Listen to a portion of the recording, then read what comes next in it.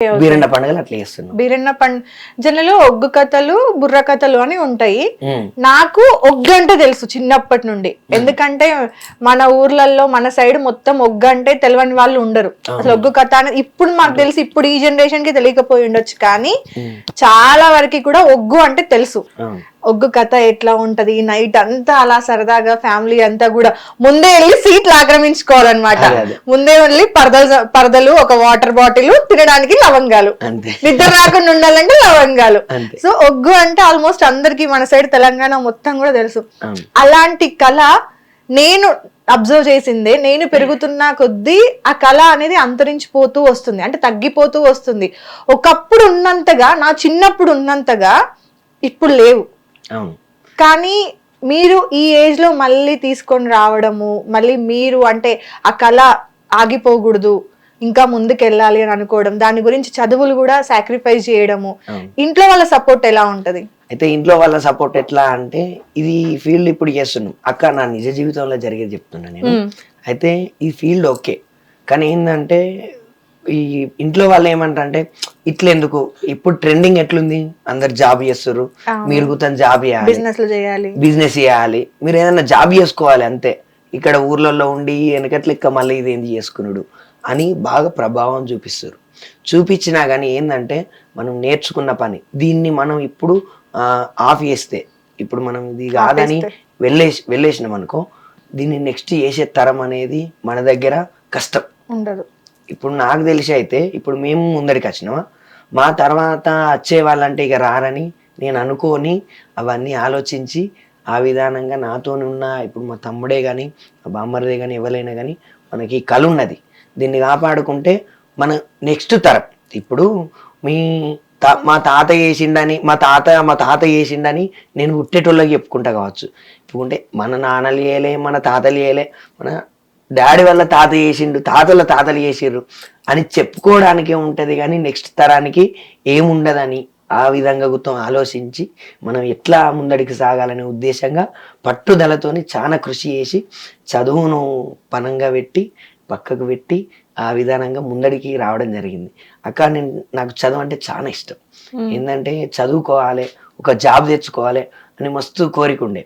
అయితే యాక్చువల్గా ఏంటంటే ఈ ఫీల్డ్ చేసేవాళ్ళు లేరు. మనం చేసి మనం ముందర తీసుకొచ్చాం, మన నాలెడ్జ్తోని. టెక్నాలజీ పెరిగింది, అన్ని పెరిగినప్పుడు దీన్ని ఏ విధంగా ఉపయోగించుకోవాలి, ఒగ్గు కథ లోపల ఏ విధంగా ఉపయోగించుకోవాలని ఆలోచనతోని ముందుకొచ్చి నేను 10th నేను చదువుకున్నా. అప్పుడు 10th ఎట్లా అంటే స్టడీ అంటే బాగా ఇంట్రెస్ట్. అప్పుడు మా స్కూల్ టాపర్ వచ్చిన నేను 9.3 మా స్కూల్ టాపర్ వచ్చిన. అయినా చదువుకోవాలి, చదువుతోని పాటుగా మనకు ఇదిగుతం ఉండాలి, విజ్ఞానం కోసం జ్ఞానం కోసం చదువుకోవాలి. చదువు మనకు ఎన్నో సంస్కారాలు నేర్పుతుంది, క్రమశిక్షణ నేర్పుతుంది. ఆ విధంగా దీనిలో గుతాం క్రమశిక్షణగా ఉండి క్రమశిక్షణగా ఈ పని చేసుకుంటే మనకు అన్ని విధాల సౌకర్యంగా ఉంటుందని గుతాం ఆలోచన. అట్లా అలా నీకు అంటే ఇంట్రెస్ట్ ఉండేనా తమ్ముడు? ఇంట్రెస్ట్ తోనే వచ్చావా, లేదంటే మీ బావ రమ్మన్నాడు అని వచ్చినా? ఇంట్రెస్ట్ అయితే వచ్చిన ఫస్ట్. అవునా? మీ నాన్నగారు చేస్తుండేనా ఒగ్గు అలా? లేదు, నువ్వే ఫస్టా? నేనే ఫస్ట్. వీళ్ళ తాతకు ఊర్లు ఉన్నాయి అన్నట్టు, వీళ్ళ అమ్మమ్మల ఊర్లో ఉండడం అంటే ఏంటి తమ్ముడు? ఊర్లో అంటే ఇప్పుడు మల్లన పట్నాలు వేయడానికి అందరికి ఉండే అక్క. మన కురుమొల్లల్లా కొందరికి ఎట్లా అంటే రాగి సన్నతి ఉంటది, అది ఎన్నకట అప్పుడు దేశ్ముఖ్ దొరలు రాసిచ్చిన రాగి పత్రం ఇప్పటికీ మా ఇంట్లో ఉంది. అది ఇప్పుడు వీళ్ళకు వాళ్ళ తాత వాళ్ళ ఇంట్లో వాళ్ళకు ఉంది.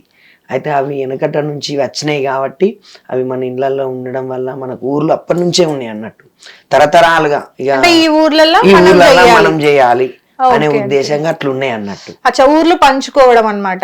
ఊర్లు పంచుకోవడం, ఇంకా ఓవరాల్ గా ఊర్లు పంచుకోవడం అంటే అది ఎక్కడంటే దాని హద్దు మందు, ఇప్పుడు సరిహద్దు మందు. ఇప్పుడు మనకు తాడికల్ వెంగళ ఒగ్గు పూజారులకు ఎక్కడ తిమ్మాపూర్ మండలంలో మల్లాపూర్ లాస్ట్ బార్డర్, మల్లాపూర్ అయిపోయిందా, మళ్ళీ మాలకొండూరు మండలంలో లాస్ట్ ఈదుల గట్టెపల్లి, పెద్దన్నారం, ఇటు రంగపేట, లాస్ట్ ఇక ఊటూరు రాక అట్లా. మళ్ళీ వీణవంక మండలంలో చల్లూరు, ఎల్బాక, కిష్టంపేట, అక్కడ రాక లాస్ట్ బార్డర్ గన్ముక్కుల, మల్లన్నపల్లి అని అక్కడ రాక ఉంటుంది.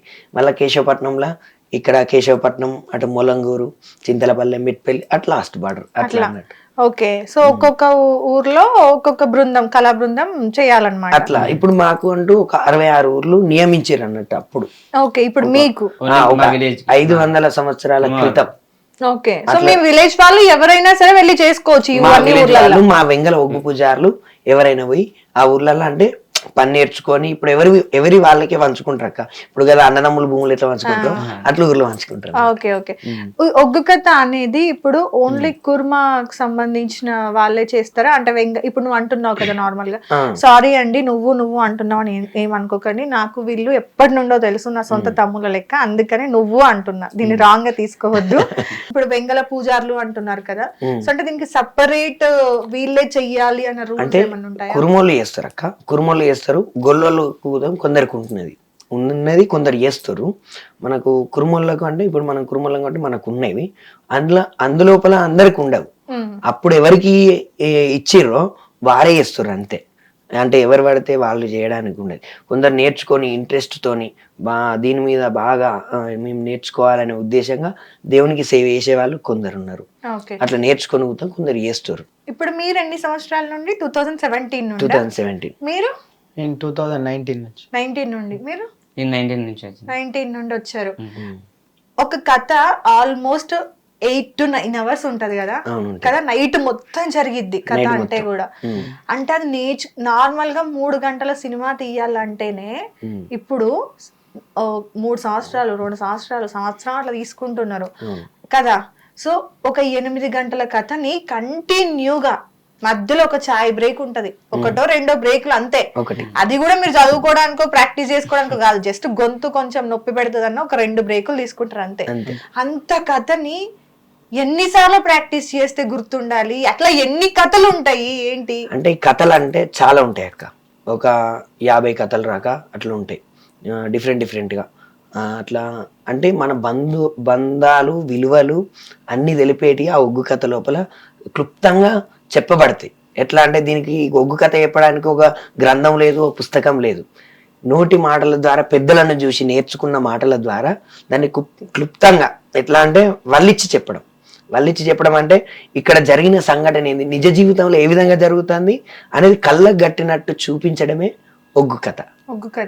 కానీ ఒక కథను నేర్చుకోవడానికి ఇప్పుడు మీకు ఎంత టైం పడుతుంది? అంటే ప్రాక్టీస్ చేస్తారా? ప్రాక్టీస్ అంటే ఎట్లా అంటే అక్క, ఇప్పుడు మనం కథకు పోతాం, కొత్త కథకు పోతున్నా, వాళ్ళు మనకంటే సీనియర్స్ ఉంటారు, వాళ్ళు ఏం చేస్తారు, వాళ్ళు ఎట్లా వాడుతున్నారు, ఎట్లా చెప్తున్నారు. ఎగ్జాంపుల్ చుక్క సత్తయ్య గారు ఉన్నారు, మిద్దరాములు గారు ఉన్నారు. వాళ్ళు మిద్దరాములు, చుక్క సత్తయ్య గారు అంటే మా కురుమల్ల ఆయన బాగా ఫేమస్ అన్నట్టు. వాళ్ళు ఎట్లా చెప్తున్నారు, వాళ్ళ విధానం ఎట్లా ఉన్నది అనేది మనం రికార్డింగ్స్ లలో ఉంటది కదా, వాళ్ళు అప్పుడు పెద్దలు రికార్డింగ్స్ చేసి మన కోసం అన్ని స్టోరీ చేసి పెట్టారు. వాళ్ళు ఏ విధంగా చెప్తున్నారు, ఎట్లా చెప్తున్నారు అనే విధానంగా దాన్ని చూసుకొని ఊకే వినడం వల్ల దాన్ని ఏంటంటే మనం మైండ్లో మంచిగా రిమెంబర్ చేసుకొని గుర్తు పెట్టుకొని అట్లా చేసుకొని మనం ఇక్కడికి వచ్చినాక స్టేజ్ ఫియర్ అనేది ఉంటే ఈ ఒగ్గు కథ చెప్పలేము అక్క. ముందు వెనకాల ఇద్దరు పాడే వాళ్ళు అలా ఉంటారు కదా, నార్మల్ గా సౌండ్ చేస్తూ ఉంటారు. సో మిగతా ముందు వచ్చేసి ఫ్రంట్ లో ఆడవేషము అండ్ ఒక మగ వేషం, మొత్తం 5 లేదా 6 మొత్తము. మేము ఎట్లా నైట్ డైలీ అంటే 2 ఆడవేషాలు వేస్తాం. 2 కథను బట్టియా లేదంటే? లేదు, ఏ కథకైనా 2 ఆడవేషాలు. ఓకే, అంటే నైట్ కథలకే ఓన్లీ 2 ఆడవేషాలు ఉంటాయి, 2 మగ అంటే పాత్రలు అవి ఉంటాయి, వెనక డోలు తాళం ఉంటాయి. ఓకే, మొత్తము అంటే మీరు ఇప్పటి వరకు ఏ కథలు అంటే చెప్తారు? ఇప్పుడు ఒగ్గులో నార్మల్ చనిపోయిన దగ్గర దినాలకని లేదంటే 9 రోజులకని కొంతమంది చెప్పించుకుంటారు. మల్లన్న, నాకు తెలిసినవి మల్లన్న పట్నాలు, బీరయ్య పట్నాలు, ఎల్లమ్మ పట్నాలు ఇవి ఉంటాయి కదా. అంటే ఇవి కాకుండా ఇంకేమైనా ఉంటాయా ఇందులో? అంటే ఎల్లమ్మ పట్నాలు, మల్లన్న పట్నాలు, బీరయ్య పట్నాలు అనేది ఇంకా అది కామన్ పూజలు. ఈ నైట్ స్టోరీస్ వచ్చేసరికి అంటే చావుల దగ్గర చెప్పే స్టోరీస్ వచ్చేసి చాలా ఉంటాయి. ఈ 7 అంతస్తుల 7 మల్లె పూల కథ చిన్నప్పుడు నేను ఊరికే వినేది ఇది ఒకటే ఉండేది. సో అట్లా మీరు ఎన్ని కథలు నేర్చుకున్నారు? ఇప్పుడు నేను దాదాపు ఒక 50 కథలు నేర్చుకున్నాను. 50 కథలు ఒక 5-6 చెప్పగలుగుతావా? అంటే ఎక్కువ టైం పట్టేవి లేకపోతే బాగా ఎమోషనల్ ఉంటే ఇప్పుడు నల్ల పోషమ్మ కథ కావచ్చు, రంపాల రాజు పాండవుల కథ అది ఉంటది, నిర్మలదేవి నిమ్మవతి అని ఉంటది, సంధ్యారాణి కథ, శ్రీమంతుడు శ్రీవల్లి కథ, గుణసుందరి సుగుణ సుందరి మదన సుందరి 3 బిడ్డల కథ, అన్న చెల్లెల వనవాసం, అన్న వరాల రాజు చెల్లె చంద్రాలదేవి ఆ కథ ఉంటది. ఇక మన ఎరకల నాంచారి కథ, జరిగిన చరిత్రలు, అంజమ్మ కథ, అంజలిదేవి కథ అని ఉంటది. అట్లా ఇంకా Okay. ఈ హరిబంతి పూబంతి పుష్పరాణి కథ, శివలీలలు కథ, అట్లా డిఫరెంట్ కథలు ఇట్లా చాలా ఉంటాయి అక్క. యశోధరాణి కథ అని, విక్రముడు చక్రవర్తి కథ అని, అమ్మో, చాలానే ఉంది లిస్ట్. ఇంకా ఉంటాయి లిస్ట్. ఇప్పుడు మీకు కూడా వచ్చా కథలు మొత్తం, లేకపోతే మీరు వెనక డోలు కొట్టడము లేదు, వీళ్ళు నాతోని సైడ్ వేషాలు ఇస్తారు. లేడీ గెటప్ మీరు కూడా ఇస్తారా? Lady getup. ఓకే, మీరు ఇప్పుడు అంటే మీరు మొత్తం పాట పాడతారు అయితే, మొత్తం కథ అంతా చెప్తారు. మీకు ఎన్నొచ్చు? ఇక ఇప్పుడు మాతోని ఉంటారు కాబట్టి మేము అందరం కలుపుకొని చెప్తాం. అందరం కలిసి చెప్పడే కథ. ఇప్పుడు మీకు ఎన్ని సంవత్సరాలు పట్టింది నేర్చుకోవడానికి? 3-4 years. 3-4 years లోనే అన్ని నేర్చేసుకున్నారా? వెళ్తాంటే ఇక చూసి నేర్చుకున్నాను. చూసి కానీ ఆ రాగం రావాలి. ఇప్పుడు నార్మల్ గానే కమీడియన్స్ విషయానికి తీసుకుంటే కంటెంట్ రాసుకొని దాన్ని ఎగ్జాక్ట్ గా అక్కడ స్టేజ్ మీద చెప్పి ఎదుటోని నవ్వించాలి అంటే చాలా కష్టమైన పని, అవునా? అలాంటిది మీరు ఇప్పుడు లేడీ గెటప్స్ వేసినప్పుడు ఎన్నో వస్తాయి మన రియల్ లైఫ్ లో. ఇది రియల్ లైఫ్ లో మీరు వేస్తుంది, స్టేజ్ పర్ఫార్మెన్స్ అయినా సరే తర్వాత అరే ఆడేంద్ర ఆడేశం వేసుకొని తిరుగుతా అంటాడు, వాడి పని శాత కాదు ఏం శాత కాదు, ఆడేశాలు వేసుకుంటే ఏందో ఆడి కథలు పడుతుండు, వాడు మొగోడే కాదు అని ఇట్లా రకరకాల మాటలు వస్తూ ఉంటాయి ఆడవేషం వేసుకునే ముందు. మనం ముందే డిసైడ్ అయిపోవాలి, మంచి కంటే కూడా చెడు ఎక్కువ మనకు తగులుతూ ఉంటది కదా. సో ఇలాంటివి అంటే వస్తున్నప్పుడు ఎలా అనిపిస్తది ఏంటి అంటే, ఎలా అంటే కొందరు ఉండే ఏంటంటే మా అంత ఫ్రెండ్సే, అయ్యి గెటప్స్ ఏందిరా, ఈ ఒగ్గు కథ ఏంది, నువ్వు ఇట్లా చెప్తున్నావు అట్లా అని కొందరు అన్నారు. చాలా మంది అంటే మా సంస్కృతిని ఏ విధంగా నేను పెంపొందించాలి, కళను ఏ విధంగా ముందడికి తీసుకురావాలి, కళాకారులను ప్రోత్సహించే వాళ్ళ దగ్గర ఎక్కువ ఉండాలనే ఉద్దేశంగా వాళ్ళతోని ఎక్కువ స్నేహం చేసిన. కొందరుండి ఇది ఏంది, ఈ కథ ఏంది, కథలు చెప్పుడు ఏంది, వేషాలు కట్టుడు ఏంది, ఇదేంది అని ఇప్పటికీ కొందరికి జనాలకు ఉందక్క. కొందరికి ఏంది వీళ్ళు ఇట్లా చేస్తారు, ఏదైనా జాబ్ చేసుకోకేంది, ఏదైనా వేరే వర్క్ చేసుకోకేంది. కాదు హేమంత్, నేను రియల్ లైఫ్ లో ఒకటి ఎక్స్పీరియన్స్ చేసింది. ఇప్పుడు మన సైడ్ తెలంగాణ వాళ్ళకి దట్టు 90s కిడ్స్ వీళ్ళకి ఒగ్గు అనేది 100కి 100% తెలిసి ఉంటది. 90s కిడ్స్ కి పక్కా తెలంగాణ వాళ్ళకి తెలుసక్క, 100% తెలుసు. సో నార్మల్ గా మనము అంటే ఇక్కడ స్టేట్స్ డివైడ్ చేస్తున్నానని కాదు, మన తెలుగు ఇది మన కళ అయినా సరే, తెలుగు కళ అయినా సరే కొంతమంది ఫ్రెండ్స్ ఆంధ్ర సైడ్ వాళ్ళు పర్టికులర్ చెప్తున్నారు, ఇది మనం టీవీలోనో యూట్యూబ్ లోనో పెట్టుకొని మన కళకు సంబంధించి మనకు వినాలనిపించి పెట్టుకున్నా ఇది వింత జీవిని చూసినట్టు చూస్తా అంటారు. ఇది నేను పర్సనల్ గా ఎక్స్పీరియన్స్ చేసిన తెలుసా, ఏంది అసలు ఫోక్ సాంగ్స్ వింటే కూడా తక్కువ చేసి చూస్తారు తెలుసా. అయితే అక్క ఎట్లా తెలుసా, నాకు ఇది ఒక అనుభవం అయింది.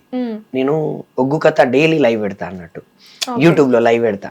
యూట్యూబ్ లో లైవ్ పెడితే ఇక కామెంట్స్ లల్లా ఇది ఏం స్టోరీ చెప్తారు, ఇది ఎక్కడికి ట్రెడిషన్, ఇది ఎక్కడి సంస్కృతి అని వాళ్ళు పెడుతున్నారు.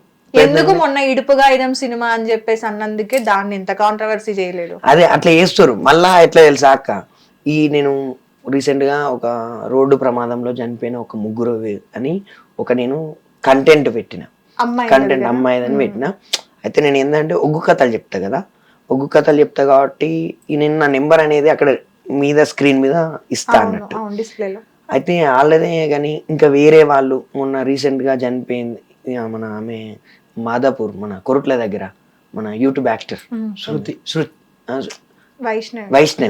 వైష్ణవి కావచ్చు, శృతి అక్క కావచ్చు, వాళ్ళ అక్కడ పెట్టినప్పుడు వాళ్ళే కానీ ఇంకెవరి అన్నా వేరే ఏ వీడియోస్ మీదనైనా నేను నా నెంబర్ పెడితే నాకు ఒక డైలీ 500 కాల్స్ అట్లా వ్యూస్ ఎంత అవుతాయో అట్లా మమ్మల్ని లేడీస్ అనుకొని మస్తు మాకు అట్లా మన అందరూ ఇక తెలియని వాళ్ళ దగ్గర నుంచి చాలా ఇబ్బందులు కలిగినాయి. అట్లా అంటే ఏంటంటే మమ్మల్ని అమ్మాయిలు అనుకొని మాకు ఫోన్ చేసి ఇట్లా అట్లా అనడం అట్లా చేసిర్రు. అయినా కానీ వాటిని కూడా మేము తట్టుకొని మా కళను మేము కాపాడుకుంటున్నాం. తెలిసిన వాళ్ళకు తెలియజెప్తాం అంతే, తెలియని వాళ్ళతో ఇవన్నీ